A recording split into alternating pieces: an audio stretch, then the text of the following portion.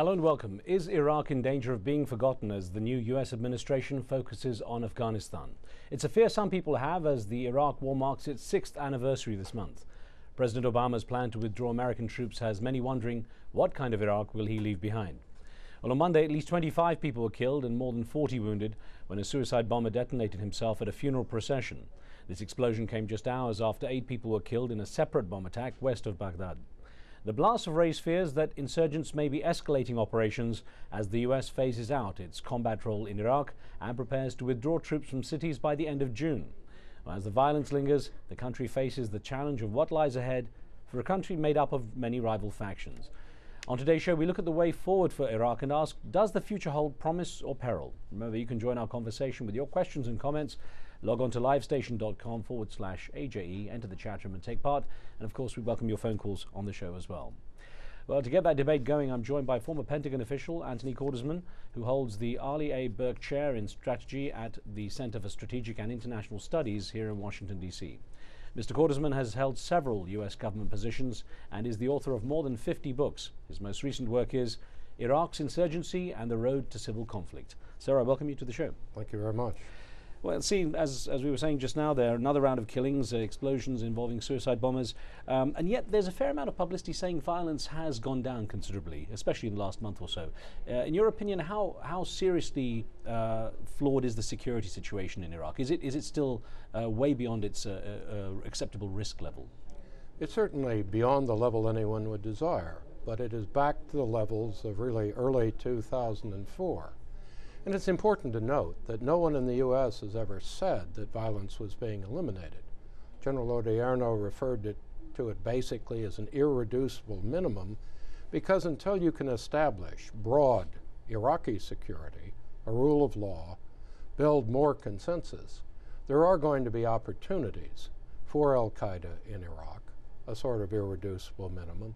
There will be a problem with the Sadrists. The violence won't go away this year and probably won't go away next year. But these levels are way down. That doesn't mean there won't be incidents. What has changed in 6 years then since the US went in? Well, I think that question could probably be answered over about 2 or 3 hours. But what's changed really seriously in the last year, and indeed in the last few months, the number of incidents is way down. The strength of al-Qaeda in Iraq is way down. The unity of the Sadrist Mahdi militia has virtually disappeared, so the special groups and the radical elements now are only a small part of what used to exist even a year ago. The Iraqi security forces are much stronger, and Prime Minister Maliki is now perceived as much more of a national leader, and people are much happier with the government and the type of government than in the past. So in effect, better off than under Saddam Hussein, day to day? I think that if you look at the way people poll on this, the answers vary sharply by province and area. But what is striking is that most people do see their lives as getting better. Many of the services they're getting are now better. And Iraqis, certainly in a public opinion polls, both Sunni and Shiite, as well as the Kurds, are optimistic. There are those who say that in terms of al-Qaeda's power being or presence being diminished in Iraq, really that they've been driven out to other locations, and that as an ideology, the strength of al-Qaeda has grown because the US was seen very much as a sort of bully in this and going into a war that was unjustified. So America's image has diminished and al-Qaeda and the ideology of al-Qaeda has strengthened globally. I think when you talk globally, you have to be very careful because first, the polls are extremely volatile. They vary very sharply by country. There's no question that America's position in the polls is considerably worse than it was before the invasion of Iraq. But has al-Qaeda done any better? No, frankly, it hasn't. And certainly in Iraq, the number of people who basically see any form of religious-based government as suitable, even peaceful and moderate government, has shrunk very sharply in the course of the last year, and that's been true of all of the basic groups in Iraq, Sunni, Shiite, and Kurd. So we've got a caller on the line. Ahmed's on the line from Pennsylvania. Ahmed, what would you like to ask? Yes, my question is to your guest. What do you think the role Iran and Turkey will play after the withdrawal of U.S. forces? The role of Iran and Turkey. It's a very good question because we don't really know how this is going to proceed. If there is serious fighting or division between the Kurd and the Arabs, Turkey's role would be much more defensive, much more an effort to restrict Kurdish power. At the same time, Turkey is steadily expanding its economic ties in the Kurdish area. It has people in the Kurdish area now. There are military liaison groups. It's a very different relationship from the relationship of even 2 years ago. Iran, again, how strong, how unified will Iraq be?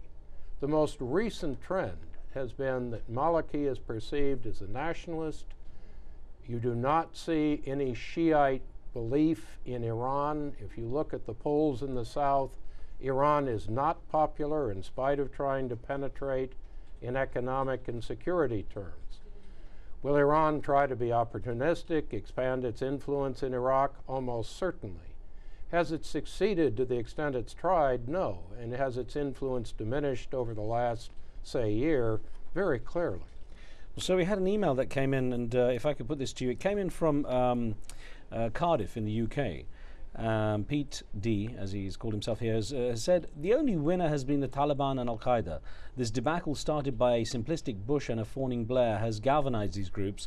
The US is pulling out because it's running out of money. It's leaving Iraq a complete mess with untold people dead. There will be repercussions for decades. But that leads me to ask you is how well prepared do you think Iraq is to stand on its own 2 feet? I think this is a matter of Iraq wanting the United States out. There's a very popular demand to get rid of the occupier.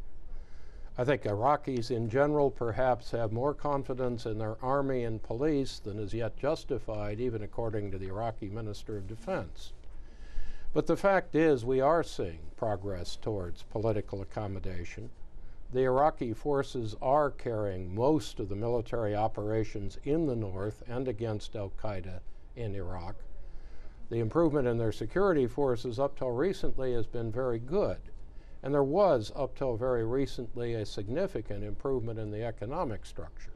The difficulty now is the U.S. is under a very tight withdrawal schedule, one dictated by the Iraqis, not by the U.S. and not by the monetary situation. And Iraq is facing serious financial problems because of the drop in its oil revenues. I mean, last summer, Iraqis were talking about an $80 billion annual budget. They cut it to 68, then they talked about a $62 billion bill, and now I think it's at 58 billion.2. That puts a lot of pressure on Iraqis, on the economy, and their political accommodation. Now, a lot of people, of course, even in the US are now asking how did we get into this mess? And an email that came in from Paula Varley in Norfolk in the UK, a regular viewer, wrote in saying, I hope the lesson learned from the war will be never again adopt a policy of preemptive war and to have a greater legislative scrutiny for the case of war prior to declaring it. I also hope that the wishes of the people in democracies like the UK, as demonstrated prior to the Iraq war, will be respected. I hope there will be a due regard for justice, and those who misled their countries into this vile enterprise and who oversaw countless war crimes, misled their countries and saw crimes against civilians of Iraq will be held to account. And I wonder how you regard this demand for accountability and people having to answer for, people in power having to answer for decisions that many say now were under false pretenses. Well, people in a democracy are held accountable largely in terms of elections. And I think that the Republican Party, the Republican Congress, as well as the presidency, obviously saw accountability in what happened in the election. When it comes down to individuals, I think the problem has been from the start in dealing with this kind of warfare, we have not got clear patterns of accountability. There's no history in international law to deal with these situations. There have been court-martials, there have been demotions, people have been removed, for example, from the top levels of command. And people, just a quick final thoughts. People have said that, Vietnam would never happen again. Now people are saying Iraq is almost a replica in some ways. Are lessons going to be learned from this? One would hope so, but if one looks through recorded human history, did anybody learn from the Peloponnesian Wars or the Athenian struggles against the Greeks or the attempt to unify China? One would hope is one going to predict that? I doubt it. Anthony Quartersman, thank you very much, sir. Surely. And thank you for joining us for that part of it. We have a short break now. There's more of our discussion on the future of Iraq in a moment. As we pause, let me remind you, you can join the conversation with your questions and comments by logging on to livestation.com and entering the chat room. The debate's taking place there right now. We'll be right back.